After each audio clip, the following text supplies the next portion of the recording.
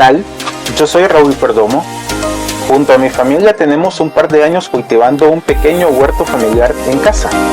Hoy queremos regalarte esta pequeña clase que te brindará los elementos que tenés que tener en cuenta antes de que empieces a cultivar tus propios vegetales en tu casa. Esperamos que te guste, pero sobre todo que te sirva. Gracias.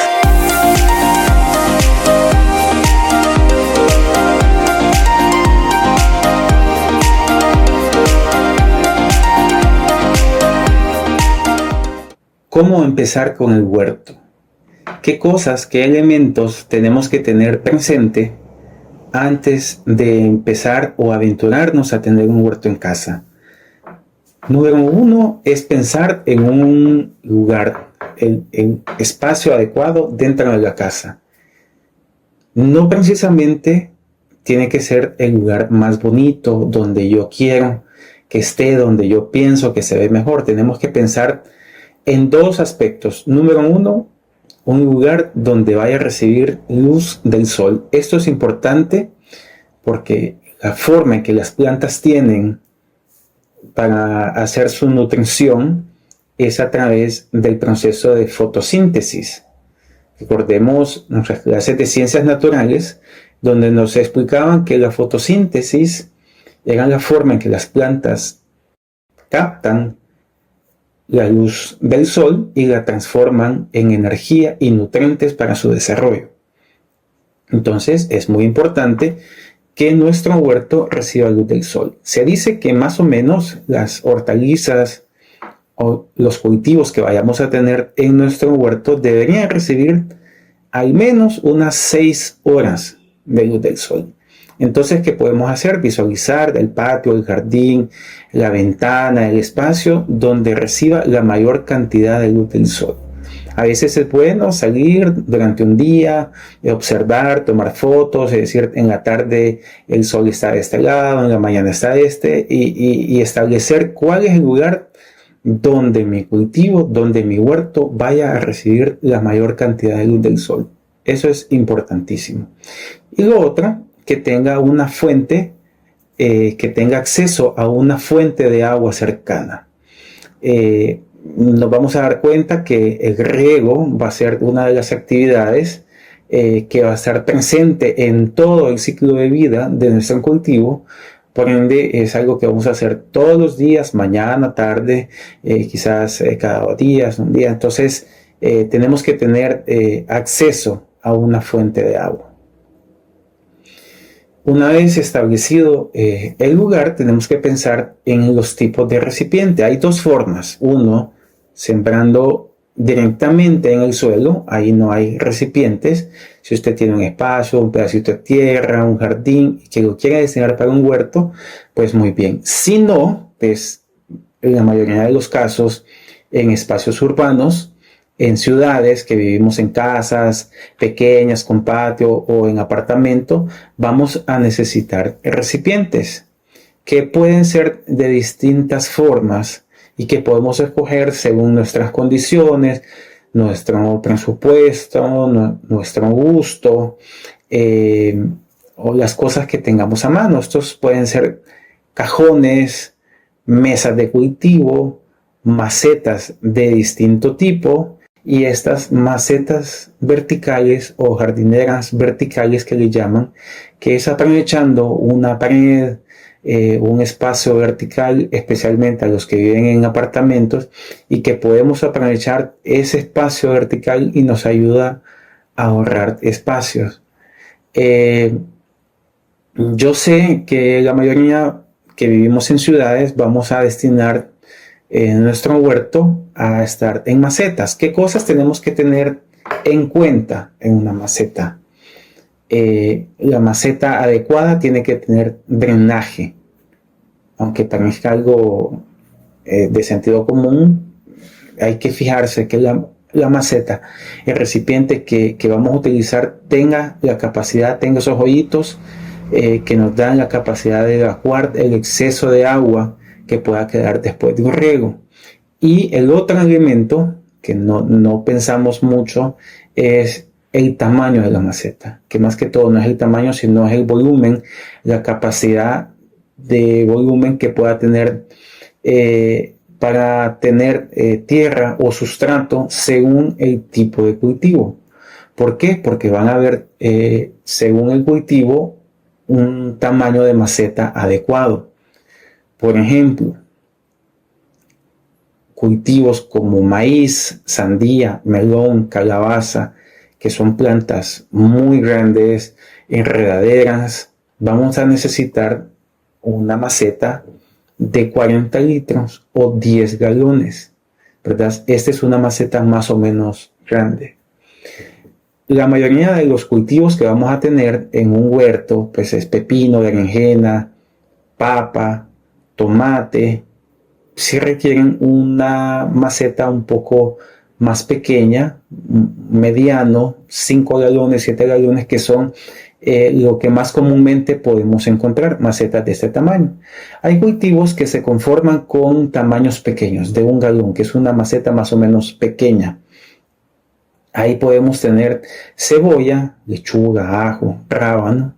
Entonces, lo que quiero mostrar es que según el tipo de cultivo, es el tamaño de la maceta, es un tamaño adecuado. Usted no, probablemente sí se le dé, pero un tomate probablemente no se vaya a desarrollar muy bien en una maceta pequeña. O peor, un pepino que necesita crecer, sus hojas, sus ramas, enredarse, que sus frutos son muy grandes, muy difícilmente se vaya a dar en una maceta pequeña.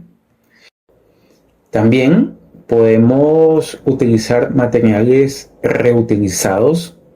Si tenemos a disposición todo lo que pueda, considerando el elemento anterior del tamaño, podemos utilizar botellas, llantas, cajas, cajones de plástico acondicionadas, recordando siempre esos elementos, que tenga drenaje y que tenga el tamaño adecuado.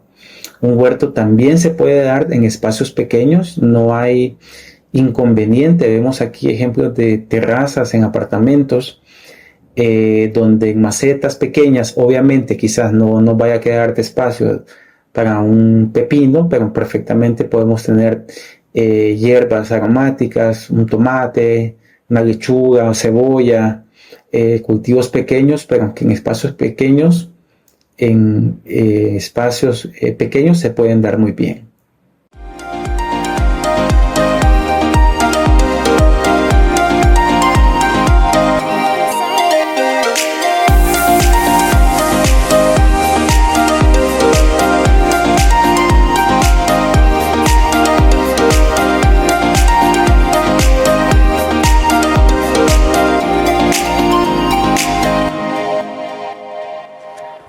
Hablemos ahora del riego. Como les anticipaba, el riego va a ser una actividad que nos va a tomar la mayor cantidad de tiempo durante mantengamos un cultivo en nuestro huerto. Es una actividad que se da constantemente, si bien todos los días, ya que es muy importante. Una planta necesita del agua para vivir.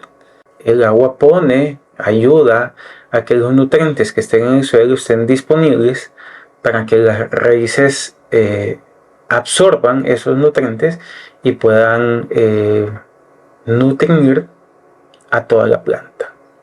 El riego es tan trascendental que un exceso de riego o una falta de riego puede ser totalmente desastroso para nuestro cultivo. Por eso necesita cierta pericia, necesita cierta técnica, aprender a manejar ese punto medio entre que no sea un exceso de agua y que tampoco quede deficiente de agua. Un par de consejos para regar: hay que evitar regar a presión. Si usamos manguera o regadera, que el impacto del agua no sea tan fuerte en el sustrato, porque eso compacta o dispersa y hace erosión, y eso hace que el sustrato, que la tierra, pierda nutrientes. Entonces, en la medida de lo posible, utilizar regaderas para que el agua caiga de forma suave. El mejor momento del día para regar es o temprano en la mañana o al finalizar la tarde. ¿Por qué evitamos el mediodía o la tarde, que son las horas de más calor? Donde si hacemos un riego quizás estemos siendo un poco ineficientes, porque el agua que queda en la superficie de la tierra, al estar expuesta al sol, al calor, se va a evaporar más rápidamente y esa agua se va a perder. Entonces por eso es que es un riego menos eficiente. A diferencia si lo hacemos finalizar la tarde, donde va a permanecer húmedo toda la noche, o si es mejor en la mañana, así va a mojar bien el sustrato y va a mantenerse húmedo el sustrato durante todas las horas del día, sin tener ese riesgo de la evaporación. Las macetas deben tener agujeros para drenar ese exceso o esa acumulación de agua. Es bueno evitar mojar las flores, los frutos y las hojas. El riego va en la tierra. Quien lo necesita, quien lo absorbe, son las raíces. Entonces vamos a evitar mojar el resto de la planta. ¿Por qué? Porque una combinación de mucho calor con humedad podemos hacer esto atractivo a la aparición de enfermedades, especialmente de hongos. Es mejor un buen riego, profundo, un solo día, a que estar regando de a poquito todos los días, porque ese poquito nos puede engañar y vemos que tiene agua suficiente, pero probablemente esa agua se quedó en la superficie, en los primeros centímetros, en la primera capa de tierra, y no llega a mojar y no llega a humedecer a la profundidad, que es donde están las raíces, que son las encargadas de absorber el agua. Entonces, tomarse un tiempo a que moje bien, que el agua llegue hasta el fondo, hasta la profundidad. Un riego excesivo puede producir un lavado de nutrientes del sustrato si el agua llega a salir por esos puntos de drenaje. Ojo, mucho ojo con el riego, que es una actividad muy importante.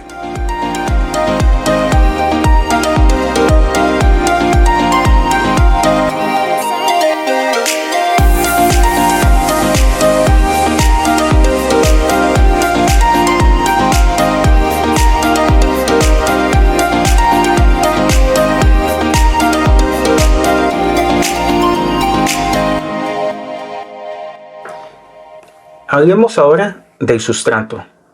En los huertos en casa, en los huertos urbanos, no utilizamos tierra, utilizamos sustrato.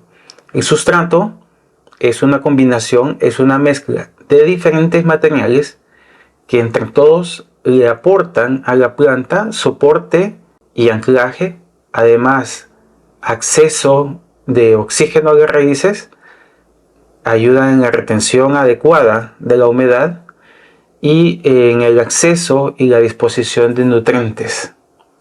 De los ingredientes más comunes en esta mezcla que podemos encontrar es el compost, que es materia orgánica que ha sido descompuesta por microorganismos, un material mineral de origen volcánico que se llama perlita, que es esa piedrita blanca que quizás ustedes ya han visto, que ayuda a mejorar el drenaje, la aireación y la porosidad de un sustrato. Similar, pero con funciones diferentes, está la vermiculita, que es un material que le ayuda en la retención de humedad, la cáscara de arroz, que ayuda a retener la humedad, y la arena, que aporta drenaje y aireación. También están comunes la fibra de coco, que ayuda mucho en la retención de la humedad, la misma tierra y el humus de lombriz, que es un compost, pero producido por los desechos de la lombriz. Entonces, para hacer un sustrato Se mezclan estos ingredientes en proporciones ya determinadas que van a depender de la mezcla que hagamos, va a depender de para qué la necesitamos. Una planta en un semillero, una planta en maceta, una planta en un estado mayor van a necesitar de sustratos diferentes, compuestos de ingredientes diferentes. Para poner un ejemplo, tenemos una receta básica de un sustrato para cultivo en maceta. Puede estar compuesto de 70% de una tierra preparada que le llamo yo, que venden en los viveros, que viene compuesta de tierra y quizás otro elemento como perlita o cáscara de arroz, y un 30% de compost. Esto hace una mezcla rica en nutrientes, con buena adherencia y sobre todo también económica, ¿verdad? Esto es para poner un ejemplo. El sustrato es muy indispensable también para el buen desarrollo de un cultivo en el huerto. La sanidad, la nutrición y un sustrato adecuado nos va a asegurar tener éxito en el desarrollo de nuestro huerto.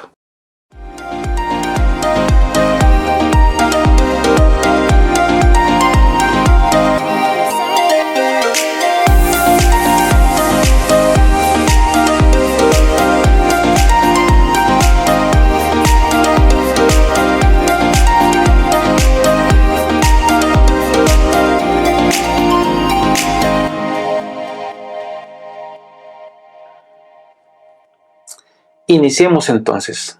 Una vez que ya hemos establecido el lugar adecuado dentro de nuestra casa, que tenemos listos los recipientes y el sustrato que vamos a utilizar, llegamos entonces a la decisión de qué vamos a cultivar. Esta es una visión de tres grupos de cultivos según la parte aprovechable de su planta. Esta diferencia es importante porque va a ser diferente el tratamiento, el tiempo que les vamos a dar a estos cultivos. Para explicar un poquito mejor,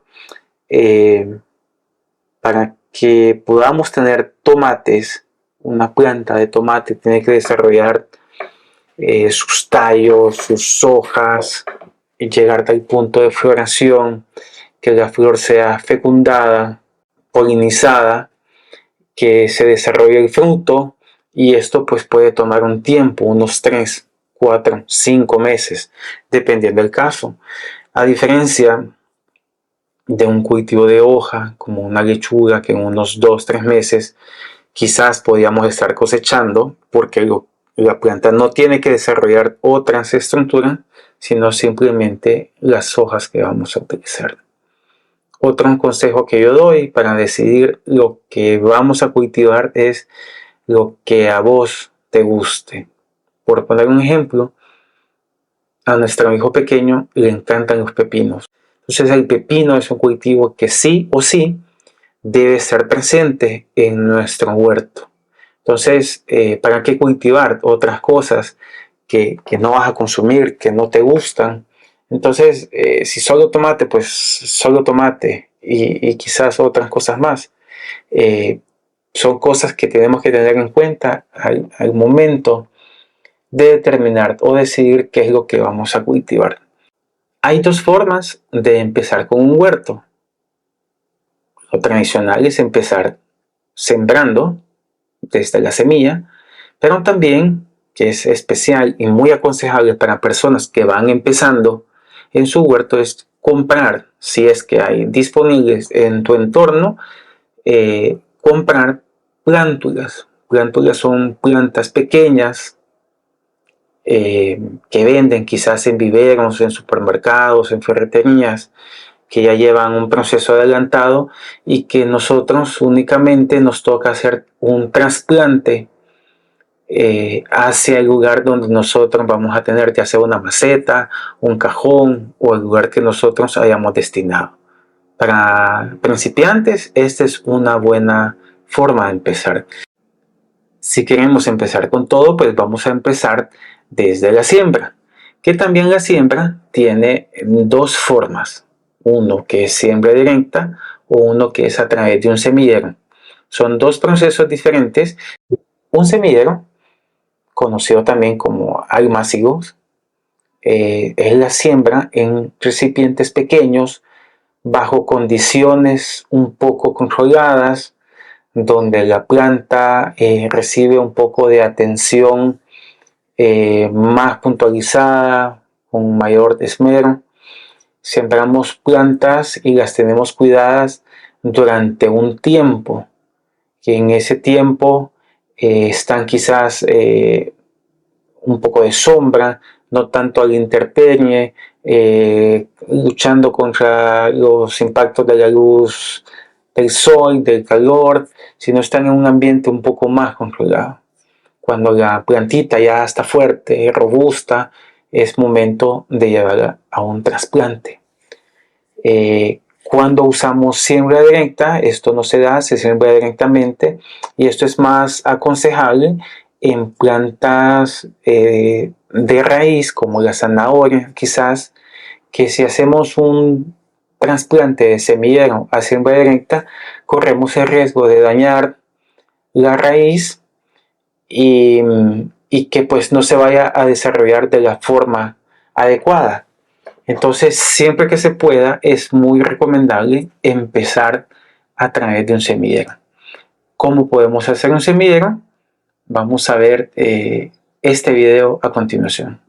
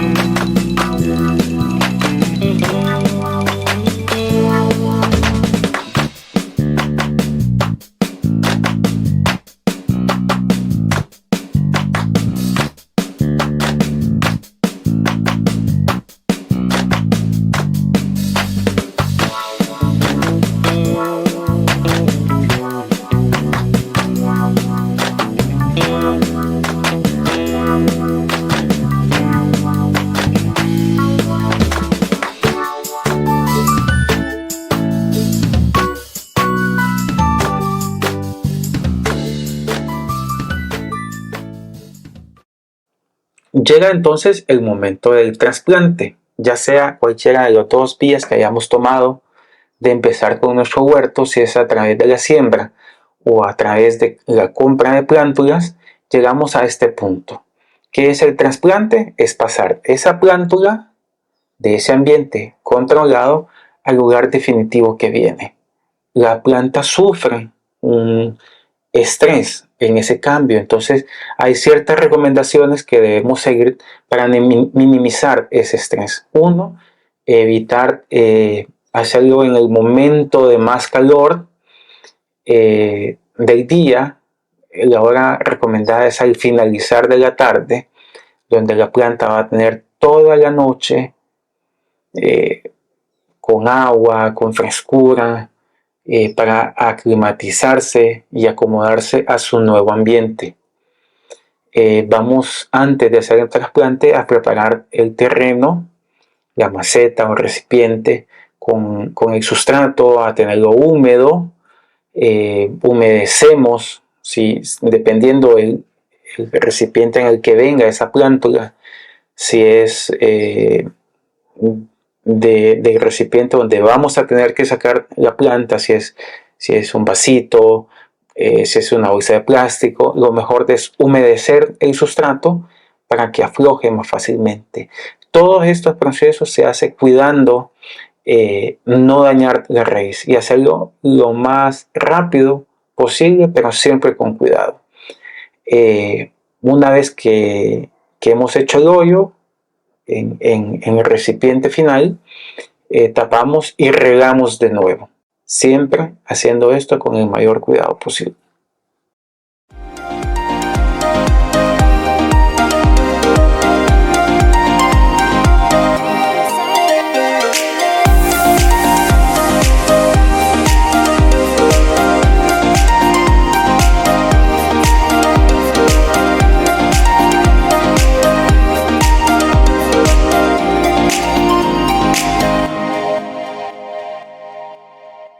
Hablemos entonces de nutrientes y abonados. Recordemos, como habíamos mencionado, que las plantas obtienen o toman sus nutrientes que necesitan del aire y del suelo. Hay tres nutrientes, tres elementos que las plantas necesitan en mayor cantidad. Por eso se llaman macronutrientes. Es nitrógeno, fósforo y potasio. No es que son los únicos que necesitan, hay otros, pero estos son los que necesitan en mayor cantidad. El nitrógeno es el encargado de todo el crecimiento, de toda la parte verde de la planta, el crecimiento vegetativo, del desarrollo de sus tallos y de sus hojas. El fósforo juega un papel importante en todos los procesos que requieren de energía, digamos, en la formación de flores y frutos. Y el potasio juega un papel importante en la regulación hídrica. Por eso ayuda y favorece la absorción del agua a través de las raíces. Estos elementos que son esenciales para nuestros cultivos, se los tenemos que proporcionar. Hay distintas formas. La agricultura comercial o tradicional utiliza fertilizantes sintéticos que vienen formulados con base en estos elementos.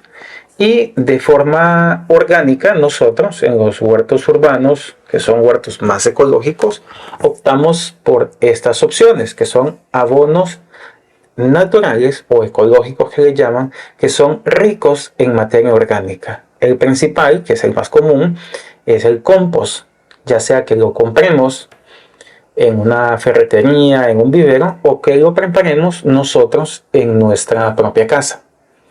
También tenemos en ese mismo mercado disponible, tenemos la disponibilidad del humus de lombriz, ya sea sólido o líquido. El humus de lombriz es un compost que es producido por los desechos de las lombrices.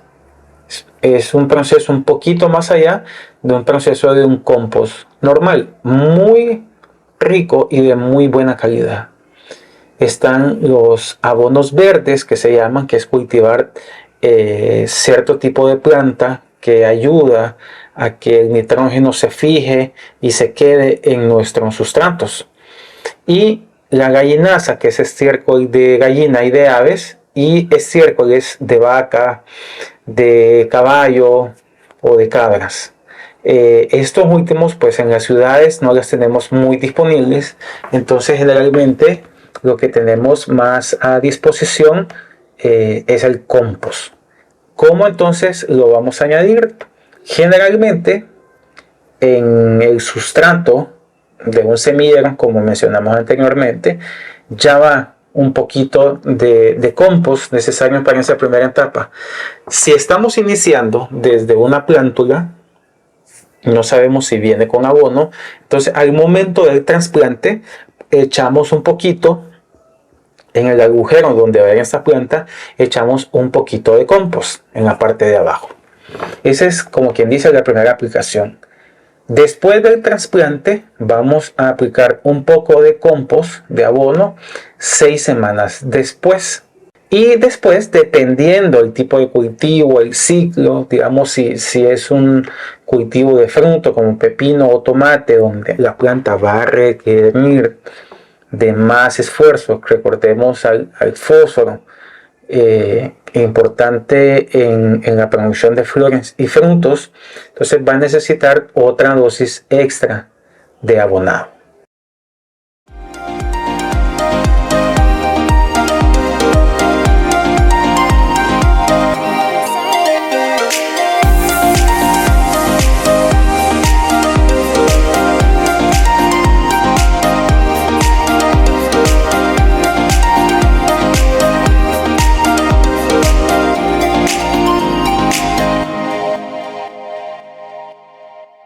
Ahora vamos a platicar de problemas que vamos a experimentar en el huerto. Como toda aventura,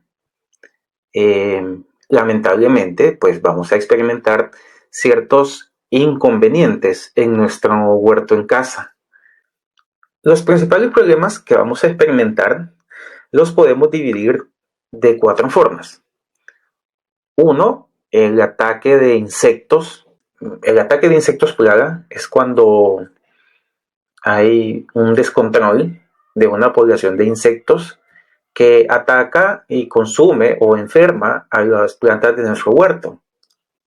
Hay diferentes tipos y vamos a poder identificar qué insecto es según el daño.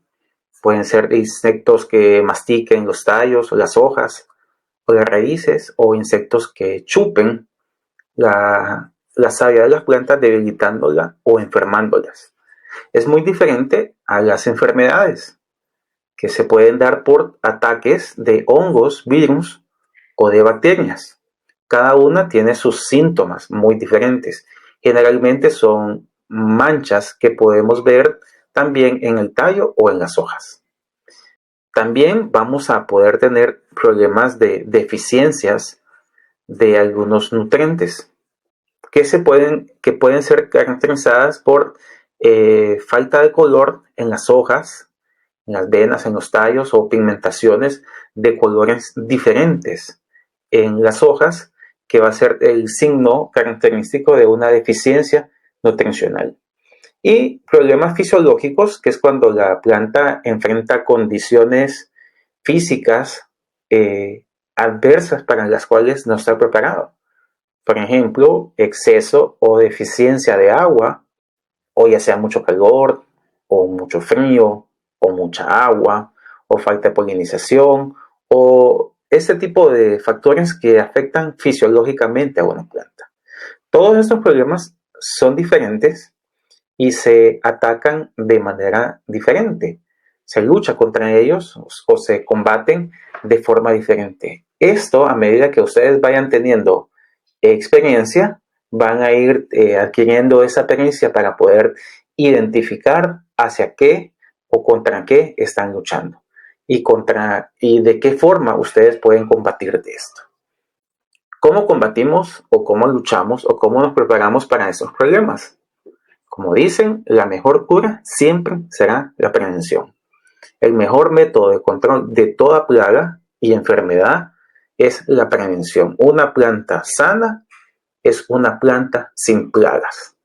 ¿Cómo podemos hacer? Entonces, darle todas las herramientas necesarias para que una planta pueda enfrentar cualquier tipo de desbalance o ataque o de estos problemas que hemos hablado anteriormente.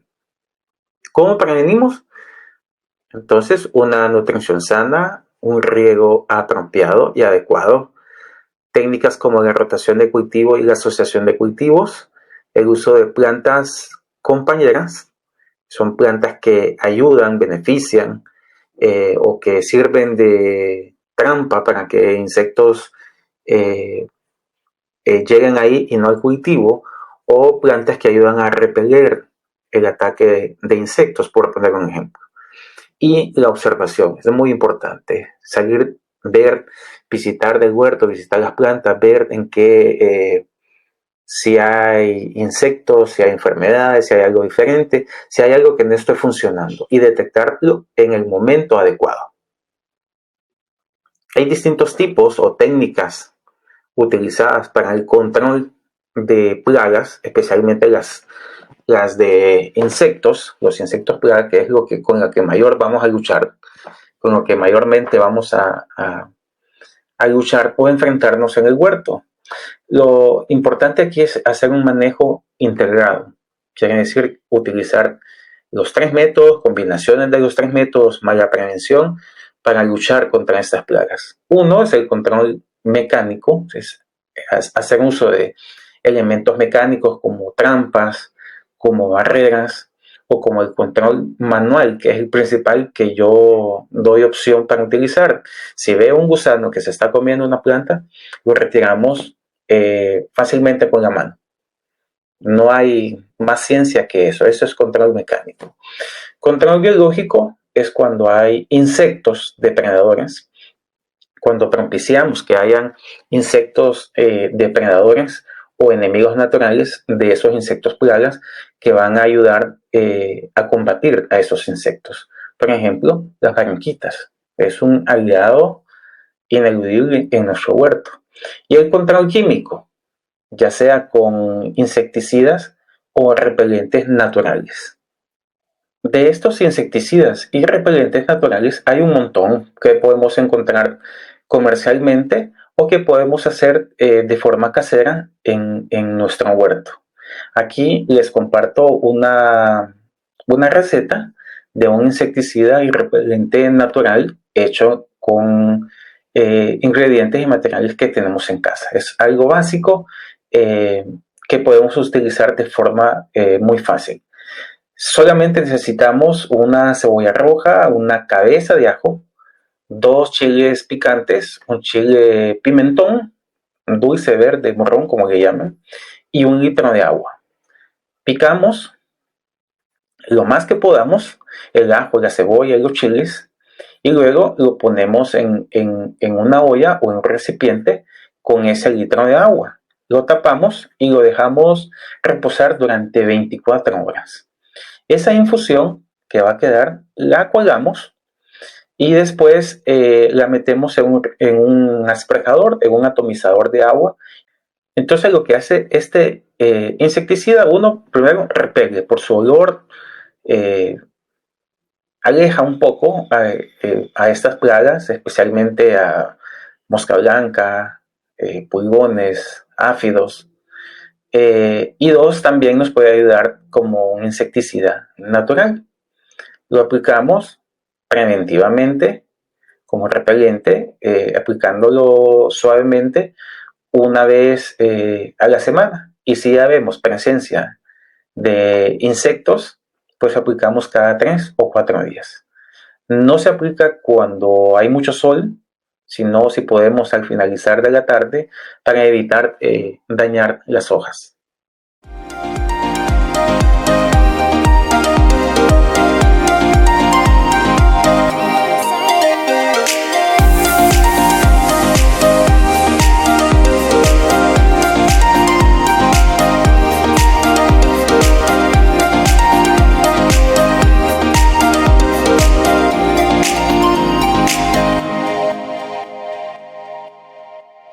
Ya hemos finalizado con esta pequeña clase y nada más quiero compartirles un par de recomendaciones finales. Todo esto y todo lo que contenido que ustedes puedan encontrar en las redes sociales, solo es una guía. No existen reglas estrictas, secretos o recetas mágicas para tener un huerto en casa. Siéntanse en libertad de bañar un poco, de usar del sentido común o de hacer uso de la siguiente recomendación que yo digo que es experimentar. Ok, esta es una guía, pero ¿qué pasa si yo hago esto? ¿Qué pasa si uso una maceta más grande o más pequeña? O mis condiciones son diferentes. Entonces, por eso es bueno observar, documentar y experimentar. Jugar a ser científicos, les digo a mis hijos. Veamos, pongamos en una maceta una cebolla y en otra maceta una cebolla, pero regada de forma diferente. ¿Qué pasa si a esta le riego una vez a la semana y a esta cada día? Y voy observando las diferencias y voy documentando. Todo proceso que va pasando en el huerto uno lo tiene que ir documentando y después sacar sus propias conclusiones. Porque, como decíamos anteriormente, no hay reglas estrictas. Lo que aplica a mí en mi país no aplica a personas en otro país bajo otras circunstancias.